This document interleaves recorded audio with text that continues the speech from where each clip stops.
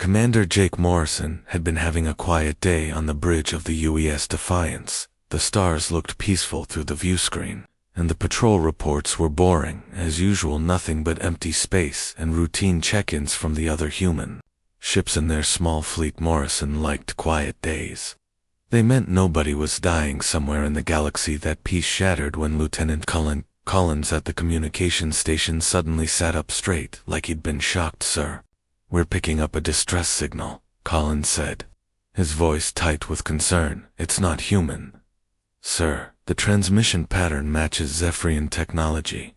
They're saying it's a colony ship with about 50,000 people on board." Morrison set down his coffee and walked over to Collins' station. The distress signal was weak, but clear enough to understand. The alien voices sounded desperate, scared their engines had failed completely, leaving them stranded in the empty space between star systems. Worse, their life support systems were breaking down one by one. "How far are they from our position?" Morrison asked. Collins worked his controls quickly. 6 days, if we push our engines to maximum burn." "Sir, but sir, I'm also picking up Galactic Council transmissions. Their nearest rescue ships are at least 3 weeks out." Morrison felt his jaw tighten. The Galactic Council had never been friendly to humans. They saw Earth's people as dangerous newcomers, wild and unpredictable. Most aliens called humans Deathworlders because they came from a planet so hostile that it had turned them into natural survivors. The Council tolerated human presence in space, but didn't welcome it. But an SOS was an SOS.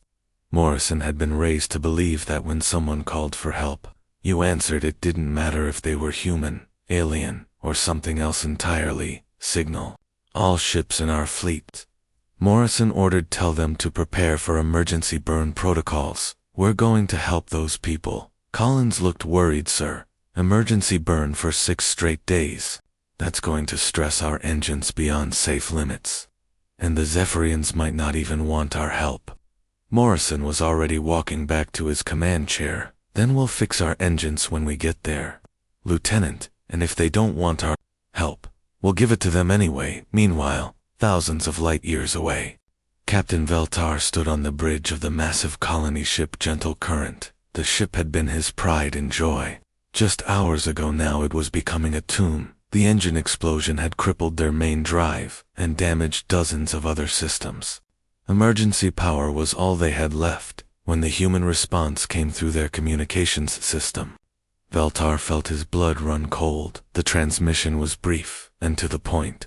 "Zephyrian vessel, this is the human fleet. We have received your distress call. Help is coming. Hold tight, humans," Veltar whispered. He had heard the stories about Earth's people. They came from a world so dangerous that everything on it was trying to kill them. Their oceans were poison, their air was corrosive, and their weather could destroy cities. Yet somehow, humans had not just survived, but thrived. They had turned their planet's deadliest creatures into companions, and had learned to drink liquids that would melt most alien stomachs. His science officer, a young Zephyrian named Kelt, moved closer to him. "Captain, perhaps we should wait for the Council rescue fleet instead. Humans are unpredictable." Veltar looked at the status board. Another life support system had just failed. The red warning lights seemed to be multiplying by the minute. The temperature was dropping, and the air was getting thinner. His people were already starting to show signs of distress. "Kelt, look around you," Veltar said quietly. "We don't have 3 weeks to wait for the Council fleet. We'll be dead in 3 days if these systems keep failing." The young officer nodded reluctantly. They both knew the truth. The Gentle Current was dying, and 50,000 Zephyrian civilians were dying with it. The humans might be frightening, but they were also the only hope. These people had. Voltar made his decision. Send a response to the human fleet. Tell them we accept their assistance and provide them with our exact position and VHL ship specifications. As the transmission went out, Veltar couldn't shake the feeling that they were about to learn firsthand why the galaxy both feared and respected the Deathworlders from Earth. Admiral Kate Sullivan stood in the command center of her flagship, watching numbers on the screen that would have terrified most space captains. Her fleet was pushing through space faster than any ships should safely travel. The three massive human vessels, the Defiance, Wolverine, and Phoenix, were burning their engines at maximum power. Racing against time to reach the dying Zephyrian colony ship, the bridge crew worked with quiet intensity. Everyone knew what they were doing was dangerous, but nobody questioned the orders. When humans heard a distress call, they responded. It was that simple. Communications officer Tom Bradley looked up from his station with a puzzled expression. "Admiral, we're getting another transmission from the Zephyrians. They're asking us to slow down. They seem worried that we're going to hurt ourselves or damage our ships." Sullivan almost laughed. She had been expecting this. Most alien species traveled through space carefully, taking their time and following strict safety protocols. They couldn't understand why humans always seemed to be in such a hurry. "Tell them we appreciate their concern," Sullivan said. "But humans have a saying, we'll get there when we get there, and when humans need to get somewhere, we get there fast." Deep in the engine room of the Defiance, Chief Engineer Lisa Carter was having the worst day of her career. The massive fusion reactors that powered the ship were running at 110% capacity, well beyond their designed limits. Warning lights flashed red everywhere. She looked, and the temperature in the engine bay was climbing dangerously high. Her assistant engineer, a nervous young man named Pete, kept checking the same readouts over and over again. "Chief Carter, if we keep pushing the reactors this hard, we're going to burn out half our systems, maybe more. The containment fields are already showing stress fractures."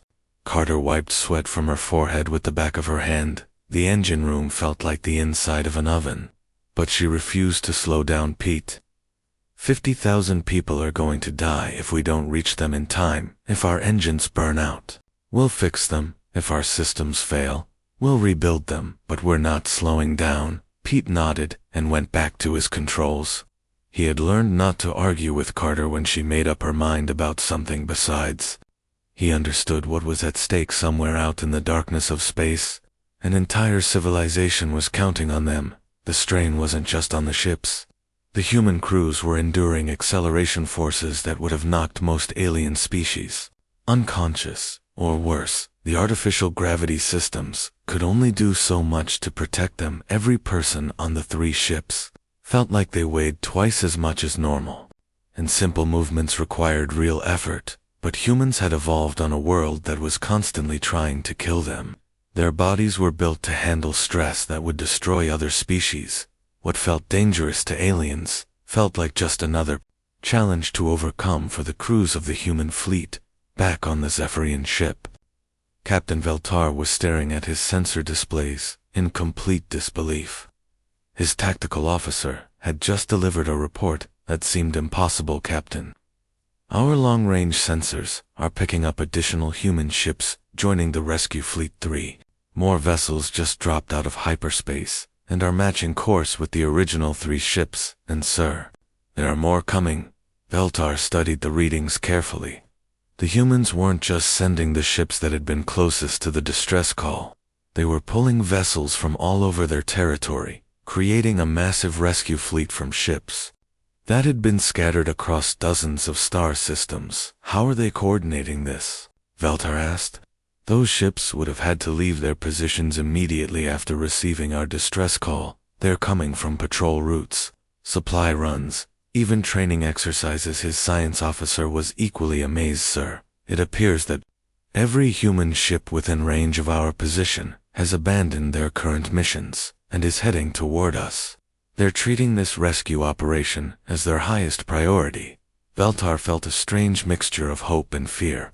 The humans were clearly taking enormous risks to save his people, pushing their technology and themselves beyond safe limits, but they were also demonstrating something that made him understand why other alien species spoke of humans with such respect and wariness. When humans decided to do something, they didn't hold back. They committed everything they had to the task, regardless of the cost to themselves. It was the same trait that had allowed them to survive on their deadly homeworld and eventually reach the stars as another status light turned red on his failing ship.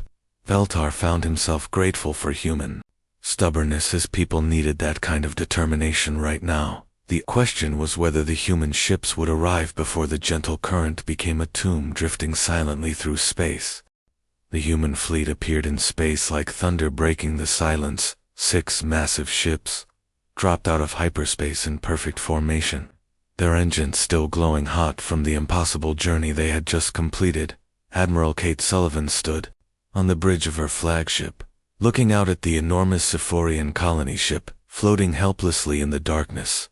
The gentle current was huge, easily 10 times the size of any human vessel, but it looked like a dying giant. Most of its hull was dark, with only a few emergency lights flickering weakly along its sides. Sullivan had seen plenty of disasters in her career, but 50,000 people trapped in a failing ship never got easier to witness. All ships begin rescue operations immediately, Sullivan commanded over the fleet communications commander Torres. Get your EVA team suited up. We're going outside to work. Commander Mike Torres was already moving toward the airlocks with his team. These men and women specialized in the most dangerous kind of space work, operating in the deadly vacuum between ships where one small mistake meant instant death. They had trained for situations exactly like this one. Johnson, get the hard suits powered up. Torres called to his team leader. We're going to need the heavy equipment for this job. Check all seals twice. The vacuum doesn't give second chances. The Zephyrians watching from their ship's observation decks could hardly believe what they were seeing. Humans in bulky spacesuits were stepping out of their airlocks and floating across the empty space between the ships. They moved with confidence through an environment that would kill most species in seconds, carrying equipment that looked impossibly heavy. Sergeant Amy Foster led the first team across the gap. She had done hundreds of EVA operations, but never with stakes this high behind her. Her team members carried power couplings, life support components, and emergency repair tools. Everything they needed weighed more than a person, but in zero gravity, they could move it all. Wilson, stop complaining about the weight, Foster said into her helmet radio, as Corporal Dave Wilson struggled with a massive power coupling. Those people in there need electricity to live, and we're the ones bringing it to them. Wilson adjusted his grip on the heavy device. I know, Sergeant. It's just that this thing is bigger than my whole apartment back on Earth. How are we supposed to install something this massive on their ship? The same way we do everything else, Foster replied, using her suit's magnetic locks to attach herself to the alien hull carefully, quickly, and without breaking anything important. The work was incredibly dangerous. The humans had to cut through the Zephyrian ship's outer hull to access their power systems, then connect human equipment to alien technology that worked on completely different principles. One wrong move could cause an explosion that would kill everyone on both ships, but the human rescue teams worked with steady precision. They had trained for disasters like this, learning to operate in conditions that would panic most people. The vacuum of space, the constant threat of death, the pressure of knowing that thousands of lives depended on their success. It was just another day at work for them inside the ship. Dr. Rachel Hayes was dealing with her own challenges. The alien medical bay was filled with Cepharians, suffering from hypothermia and oxygen deprivation. Their own doctors were doing their best, but their gentle medical techniques weren't enough to save the most serious cases. Hayes had to use human medical methods that seemed brutal to the aliens. She wrapped patients in heating blankets that would have burned Zephyrian skin, forced high-pressure oxygen into their lungs, and used stimulant drugs that the alien doctors considered dangerous. Captain Veltar approached her cautiously as she worked on a patient who had been nearly dead when she started. Human doctor, your methods seem so aggressive. Are you certain you're not harming them?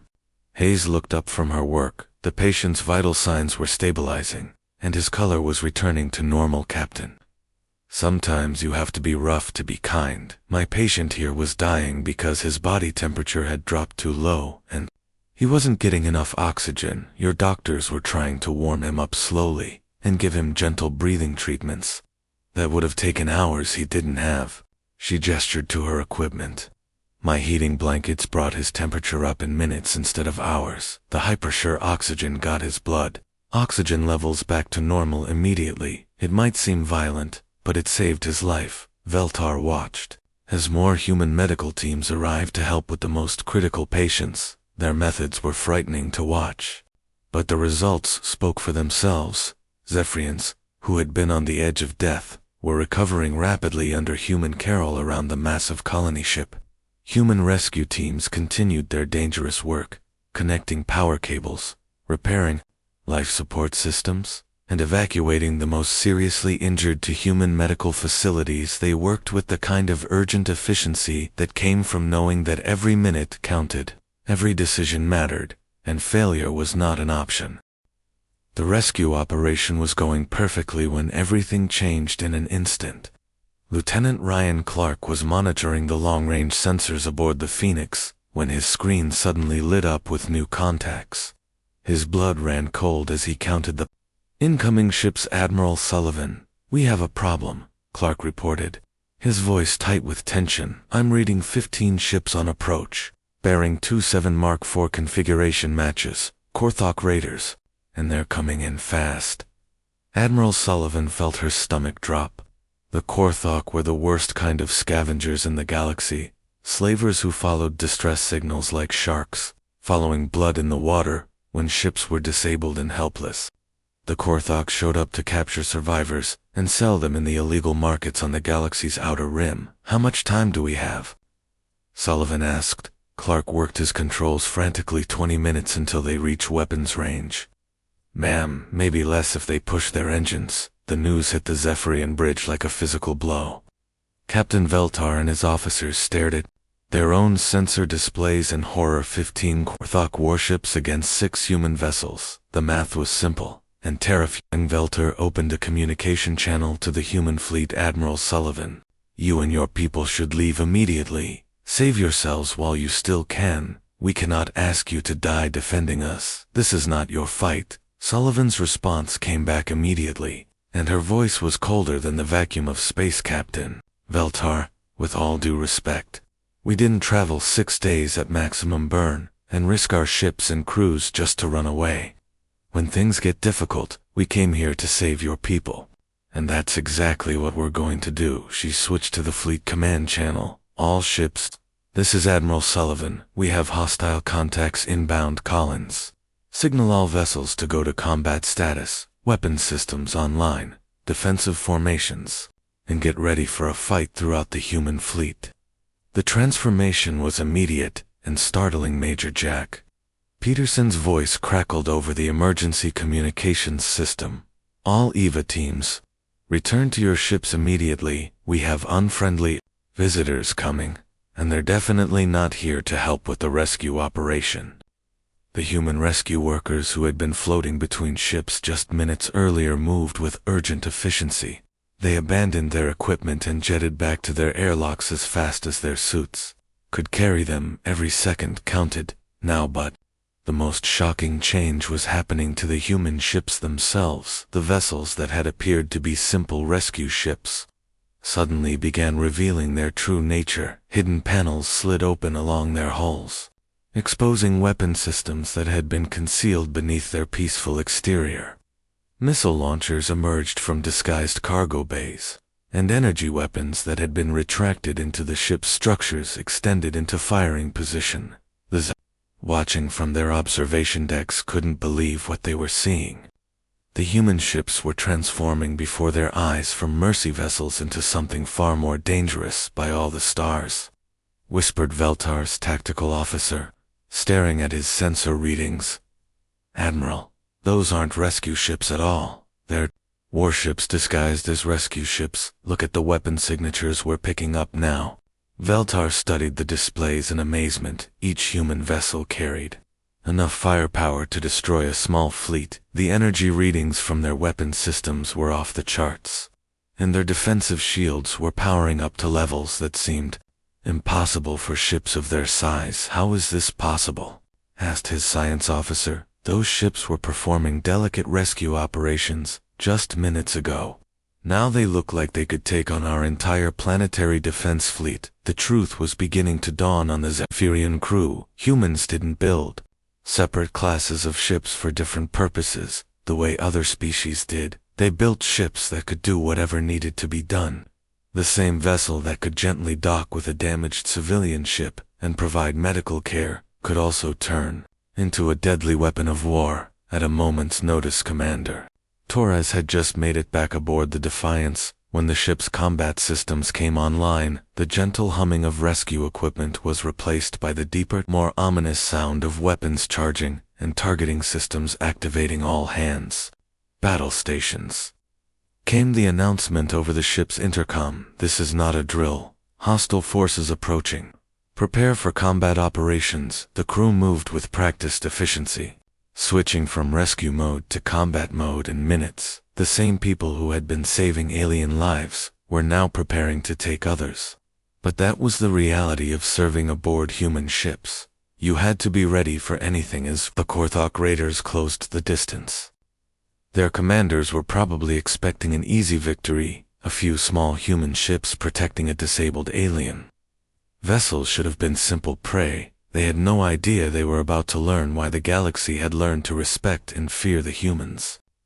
From Earth, the Deathworlders were about to show them the difference between rescue operations and war operations, and for the Korthok slavers, it was going to be a very painful lesson. The Korthok raider fleet dropped out of hyperspace with the confidence of predators who had done this hunt many times before. War Commander Thax looked at his tactical display and felt satisfied. 6 small human ships and 1 massive, crippled, alien vessel. It would be like taking candy from children. His communication officer turned to him with a grin. War Commander, the humans are transmitting a message, Admiral Kate. Sullivan's voice came through crystal clear across the subspace channels. This is Admiral Kate Sullivan of the United Earth Fleet. You are currently interfering with an active humanitarian rescue operation. I'm ordering you to stand down immediately and withdraw from this area, or you will be destroyed. The bridge of the Korthok flagship erupted in laughter. Thax himself was laughing so hard he could barely speak. Did you hear that? These Deathworlders think they can threaten us. We have 15 warships against their 6 little rescue boats. Sullivan's reply came back instantly, and her voice was as calm as if she were discussing the weather. War Commander, if you have 15 ships, and we have 6, then you're outnumbered. This is your final warning. Thax stopped laughing. The sheer arrogance of the human commander was almost impressive. All ships. Attack formation. Let's show these Deathworlders what real warriors look like. What happened next would be talked about in military academies across the galaxy for decades to come. The human ships moved like they were alive, dancing through space.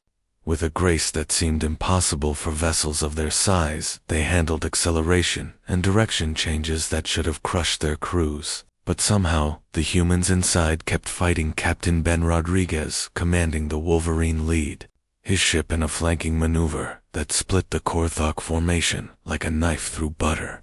His ship twisted and spun through space, dodging enemy fire while returning shots with deadly precision.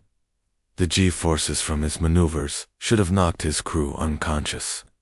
But humans had evolved on a world where everything was trying to kill them. They were built to handle stress that would destroy other species. Lieutenant Colonel Diana Hayes was watching the battle unfold from the Combat Information Center aboard the Phoenix.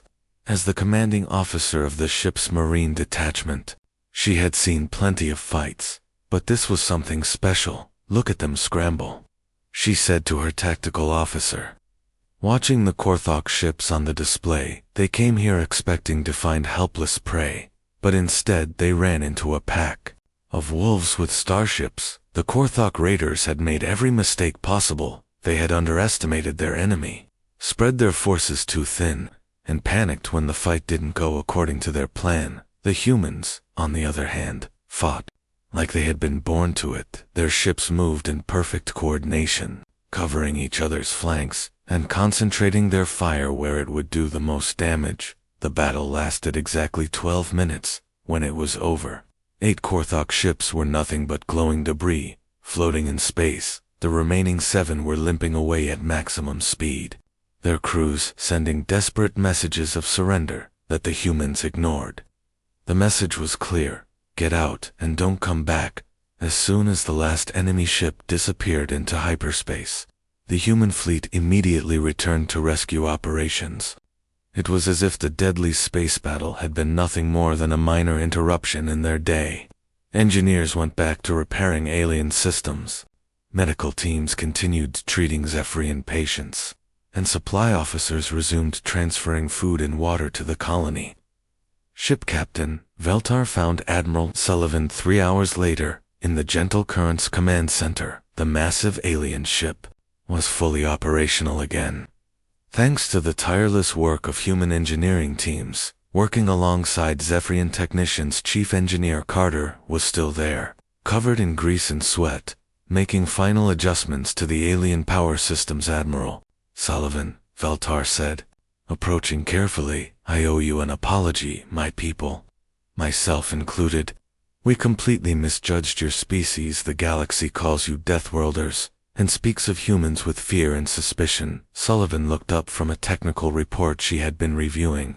She looked tired but satisfied. Captain, we earned that reputation honestly. We come from a world that spent millions of years trying to kill us in every way possible. Our oceans, our weather, our predators, even our plants. Everything on Earth was a threat we had to overcome. She gestured toward the viewport, where human ships could be seen continuing their work. That experience taught us to be tough, to be resourceful, and to never give up when things get difficult. But it also taught us something else that's just as important. When someone calls for help, you answer that call. It doesn't matter who they are or where they come from. An SOS is an SOS. Veltar was quiet for a long moment, thinking about everything he had witnessed. Finally, he spoke. Admiral, I would like to ask a favor. When we reach our new colony world, would it be possible for some of your people to stay? Not as conquerors or rulers, but as friends and allies. I think we have much to learn from each other. Sullivan smiled. Captain, I think that can be arranged. 3 days later, as the fully repaired Gentle Current resumed its course toward the new Zephyrian colony world, it was accompanied by 2 human destroyers serving as escorts. Captain Veltar sent a long message to the Galactic Council that would change the political landscape of the galaxy.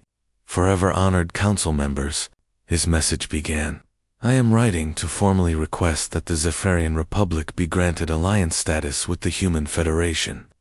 We have witnessed firsthand what these so-called Deathworlders truly are, not the monsters that rumors make them out to be, but guardians and protectors. When they received our desperate call for help, they didn't just send assistance, they sent hope, armed with the strength to make that hope a reality. The message would spark debates and political maneuvering across dozens of worlds. But aboard the human ships, life had already returned to normal. Admiral Sullivan was reviewing patrol schedules for the next month, knowing that somewhere out in the vast darkness of space, another distress call might be waiting, and when that call came, humans would answer it. They always did.